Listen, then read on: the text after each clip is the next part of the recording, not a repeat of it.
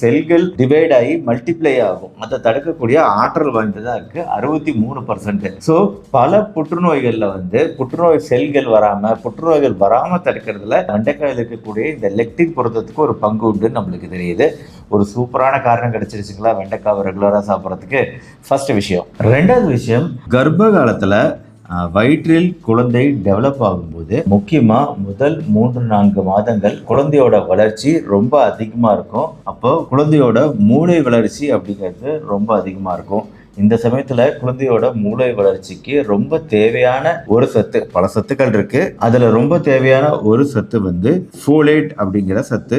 இதை தான் நம்ம ஐரன் ஃபோலிக் ஆசிட் டேப்லெட் அப்படின்னு சொல்லிட்டு மாத்திரையாகவும் கொடுப்போம். அந்த இரும்பு சத்து மாத்திரையில இந்த ஃபோலேட் சத்தும் கூடவே சேர்ந்து வரும். ஆனா இயற்கையிலேயே ஃபோலேட் சத்து அதிகம் உள்ள ஒரு காய்கறி உணவு அப்படின்னா அது வெண்டைக்காய். ஒரு கப்பு வெண்டைக்காய் எடுத்துக்கிட்டோம் அப்படி